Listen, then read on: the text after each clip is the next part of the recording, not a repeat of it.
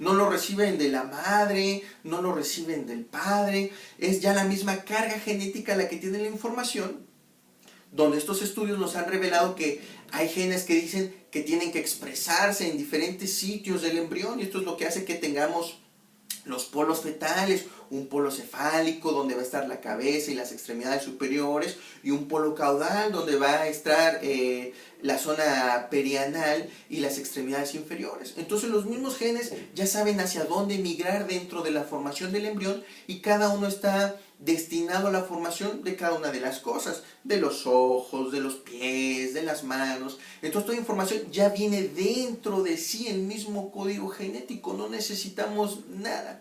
Pero ¿qué sí necesitamos? Que entonces este desarrollo se dé de una manera coordinada. ¿Quién va a estar orquestando esto? El propio código genético. Entonces, con esto es importante entender que no dependemos de ningún agente externo. Hay muchas personas que han debatido el papel de la madre dentro del desarrollo del embrión, donde dicen que un embrión no puede desarrollarse si no es dentro de un útero. Actualmente la ciencia ha hecho experimentos configurando un poco a sus caprichos la biología y la materia orgánica, y ha hecho nacer especies de animales diferentes al humano, en úteros artificiales, en ambientes creados con todo lo necesario para poderse desarrollar.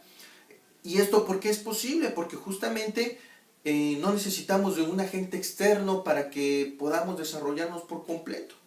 Muchos hablan sobre la necesidad de la implantación del trofoblasto embrionario a partir de la proyección digitiforme del sincitotrofoblasto para adherirse al endometrio y que pueda seguir creciendo el embrión. Sin embargo, ya se sabe que esto no necesariamente es cierto. Ya conocemos los embarazos ectópicos, en los cuales un embrión se implanta en las trompas de falopio, ahora conocidas como tubas uterinas, en el cual el embrión va a seguir creciendo hasta el momento en que la tuba uterina tenga la incapacidad dimensional de poderlo alojar. Entonces no necesariamente necesitamos que se implante un embrión dentro del endometrio del útero, del fondo del útero. También conocemos que hay embarazos donde tenemos placenta previa, donde tenemos embarazos ectópicos en zonas no precisamente las que se pudiesen considerar como naturales o normales. Entonces, en ese sentido, podemos ver que no, efectivamente, no necesitamos de ningún estímulo externo para que ese cigoto, esa unión de células gaméticas pueda continuar con su desarrollo. Es importante que entendamos esto, porque entonces ya estamos hablando de un individuo. Es afortunada esta palabra porque podemos hablar de un individuo, porque sabemos que este es un ser individual, un ser que no depende de la formación de nada y no depende de algún tipo de estimulación externa o agente externo que le permita continuar con su desarrollo. Muy bien, este desarrollo se da de manera ininterrumpida. Esto es importante, ¿por qué? Porque una vez que existe esta fecundación, esta unión de células gaméticas, el resultado, como comentábamos, va a dar directamente a la formación de un nuevo individuo de la especie humana. Entonces, este proceso se va a dar de manera ininterrumpida desde el inicio hasta los, como les decía, por parte de la fecundación, donde se va a dar una sucesión de otros procesos hasta el momento de formar a un individuo completo. Por ejemplo, el corazón humano, que se forma de manera primigenia, de manera primitiva a partir de la 4ª semana de gestación. Esto es importante que se entienda por estos temas como manejábamos al inicio del aborto y todo eso, que manejan a partir de las 12 semanas de gestación. Entonces es importante que entendamos que a esta semana de gestación ya están completamente bien formados todos los órganos, ya están completamente bien diferenciados. Lo único que van a empezar a tener es una diferenciación en el crecimiento en cuanto a tamaño. Digamos, ya tenemos una mano completamente bien formada, un corazón completamente bien formado, solo va a crecer de tamaño y va a mejorar su función, se va a hacer más especializado. Pero entendamos que en estas etapas ya hay un individuo completamente bien formado, Pero ¿de qué depende que yo tenga un corazón esas 12 semanas completamente bien formado, comparándolo con un corazón en la cuarta semana de gestación, que es como comentaba, un corazón primigenio, no tiene la forma que yo conozco normal de un corazón que vemos en los libros de anatomía, de fisiología, es un corazón tubular, es un corazón que no tiene la misma forma que nosotros identificamos, pero que ya tiene función. ¿Y por qué ya tiene función? Porque, como decíamos, ya está determinado a ser un corazón. Ya la información genética ya empezó a expresarse y ese corazón va a terminar siendo un corazón normal como el que nosotros podemos identificar en todos los individuos. Vamos a retomar la idea que planteábamos antes. Entonces, este corazón no se está formando de la nada, sino solamente está revelando lo que el propio código genético le está diciendo o está determinado a hacer, que es un corazón. Entonces, para que yo pueda tener ese corazón, para que yo pueda tener un ojo, una mano, una pierna, una cabeza, un dorso de un embrión, de un feto, yo tengo que entender que no es más que sino la suma de procesos que se fueron dando de manera ininterrumpida. Si yo en algún momento llegara a hacer una intervención que interrumpiera uno de esos procesos, el resultado cambiaría por completo. Inclusive después de esa fecundación, después del momento en el que todos fuimos sido fecundados, no hemos sido sino más que la suma de procesos bioquímicos, de procesos morfofisiológicos que se han dado de manera sucesiva y no se van a detener hasta el momento en que sea nuestra muerte. Entonces, de alguna manera, desde que una célula gamética se fecunda con otra célula gamética, inicia esta serie de procesos ininterrumpidos, donde entonces podríamos afirmar que se inicia la vida y se debe de reconocer el estatus de persona de este cigoto hasta el momento de su muerte.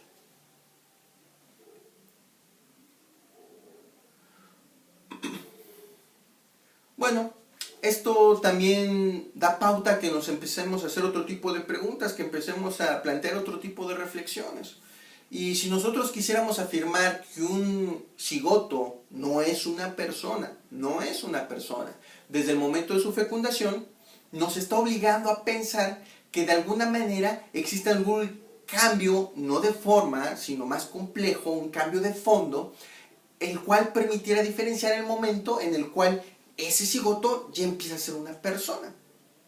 Entonces yo debería de darme a la reflexión de decir, ok, muy bien, tengo dos células gaméticas desde el punto de vista biológico, médico, con sus 23 pares de cromosomas que se unen, forman un ADN, un código genético cromosómico completamente de la especie humana, y solo se van a empezar a diferenciar, solo van a empezar a crecer, solamente se va a empezar a revelar lo que este código genético ya contiene para formar un ser humano, un individuo, como yo lo reconozco. Pero que yo no lo vea formado completamente con su cara, su cabello, sus brazos, no significa que sea una persona. Pero hay cierto grupo de personas, cierto grupo de académicos que plantean que no, que hay un momento en el cual nosotros podemos decir que ya es una persona y entonces a partir de ese momento ya puede haber respeto a su dignidad, ya puede haber protección a sus derechos. Pero, ¿dónde está ese punto de diferenciación? Ya vimos, ya estamos entendiendo que desde el punto de vista biológico, desde el punto de vista médico, no existe una línea que separe. Lo acabamos de mencionar hace un momento. Son procesos que se dan de manera ininterrumpida. En ningún momento nosotros dejamos de crecer. En ningún momento nuestras células dejan de hacer sus procesos, sus rutas metabólicas. En ningún momento dejamos de aprovechar el oxígeno. En ningún momento dejamos de aprovechar los macronutrientes. En ningún momento dejamos de hacer procesos de oxidación. En ningún momento nuestras células incluso entran a su ciclo celular, se duplican, otras hacen apoptosis, unas mueren, otras nuevas se regeneran. En ningún momento nos detenemos o dejamos de hacer ese tipo de procesos. En ningún momento desde la biología, desde el código genético, desde la expresión de esa información genética, dejamos de ser nosotros. Entonces yo me preguntaría, todas las personas que dan este tipo de argumentos, ¿a partir de qué punto ellos establecen que un cigoto ya empieza a ser persona y a partir de qué punto no lo es. Solo porque morfológicamente no lo podamos reconocer como la persona que nos estamos viendo ahorita ustedes, nosotros, de frente, no significa que no sea una persona. Entonces esto es muy importante que lo entendamos y sepamos que esa afirmación no la podemos nosotros aceptar de ninguna manera. Entonces, a manera de una primera conclusión, desde la biología no hay ninguna apreciación que nos ayude a diferenciar, de acuerdo al desarrollo que va teniendo un individuo desde el momento de la fecundación, que me permita afirmar de manera eficiente que un cigoto no es una persona. O sea, desde la biología, desde la genética, como lo acabamos de explicar, no existe esa diferencia que me permita decir que dejó de ser persona o empieza a ser una persona. Entonces, la aceptación de que yo pueda decir que un cigoto es persona humana es más de una índole filosófica. ¿Por qué? Porque ya vimos que si nosotros empezáramos a dar argumentos biológicos, a dar argumentos médicos, no hay ninguna manera de rechazar la idea de que un cigoto, a partir del momento de la fecundación, ya empieza a ser una persona. Entonces, vamos a ver cuál es el problema desde el ámbito filosófico, o al menos desde el ámbito que parece tener más discusión. Nosotros tenemos que entender que una persona desde el punto de vista biológico tiene dos dimensiones, una dimensión corpórea y una dimensión más espiritual, una dimensión a la que también conocemos como el alma. Entonces vamos a ver de qué se trata esto. Bueno, como comentábamos muy al inicio de esta sesión, los cuerpos están sujetos a sufrir accidentes. ¿Qué son estos accidentes? No son accidentes normales como los que tú y yo conocemos, no son accidentes en los cuales vayas por la calle y te tropieces con algo, no, sino son más ese tipo de accidentes a los cambios que puede tender a sufrir una forma, a los cambios que puede tender a sufrir una corporalidad, ¿sale? Entonces, estos accidentes solo producen que haya un cambio morfológico. Entonces, cuando un cuerpo sufre accidentes, por eso aquí les presento esta imagen de unos huevecillos, unas larvas, un renacuajo, hasta formarse una rana adulta. ¿Alguien se atrevería a decir que dejó de ser la misma rana? No. Entonces sigue siendo el mismo individuo, en este caso sigue siendo el mismo animal, el mismo anfibio, sigue siendo el mismo. Pero los accidentes que sufrió su cuerpo hacen que no sea lo mismo. Entonces es importante entender esto porque también sucede para la persona. El cigoto sigue siendo la misma persona. Yo hace mucho tiempo, cuando fui un cigoto, seguía siendo yo. Pero ahora no soy lo mismo porque ya cambié, ya crecí, ya muchas células de mi cuerpo han cambiado, se han recambiado por completo, las células de la mucosa gástrica con las que nací ya dejaron de existir, ya se han convertido en nuevas células, pero sigo siendo yo. El yo trasciende esa temporal, trasciende con el tiempo, sigo siendo yo aunque físicamente mi materia esté cambiando, esté sufriendo accidentes. Esto es muy importante que nosotros podamos entenderlo. Entonces, ya tengo que ver estos conceptos, comentábamos, de carácter, de corte filosófico. Yo tengo que entender que es una substancia. Bueno, la substancia, de hecho, esta palabra es bastante afortunada porque yo puedo entender una substancia como lo que está por debajo. Substancia, lo que está por debajo. Entonces, esa substancia, eso que soy yo, va más allá de mi corporalidad, va más allá de la forma física en la que yo me desenvuelvo en el mundo. ¿Pero qué forma esa substancia? Bueno, la va a formar la materia más la forma. La materia es lo que soy en potencia, es esa materia prima, es esa arcilla con la que yo puedo hacer miles de cosas. Puedo hacer una cuchara, puedo hacer un tarro, puedo hacer una jarra, puedo hacer un plato, puedo hacer una olla. Es esa materia, esa arcilla. Y la forma es el acto, es en lo que yo voy a convertir a esta arcilla. Entonces, una vez que yo tengo, digamos, una jarra, ya puedo reconocer esa jarra, y la sustancia que es esa jarra fue formada por la materia y la forma que yo le di. Entonces, como le decíamos, la materia es potencia y la forma es el acto. Entonces, ahora yo tengo esa sustancia, y si a esa sustancia yo le sumo los accidentes que voy a ir teniendo, ya me va a dar el ser corpóreo que soy. O sea, mi forma corpórea no es más que la suma de la sustancia que he sido, esa materia primigenia con la que fui creado, con la que me fui desarrollando, más la forma que me fue dando la información del código genético que existió desde el momento de mi fecundación, que es individual y único para cada uno de nosotros, más los accidentes que fui sufriendo de cambios, crecimientos, formación de ojos, los cambios que les digo, incluso en la formación del corazón, de pasar de ser un tubo a una bomba de 4 cámaras. Toda esa sustancia más esos accidentes formaron al ser corpóreo que hoy existe, que hoy está frente a ustedes, y que obviamente no puedo negar que es una persona humana.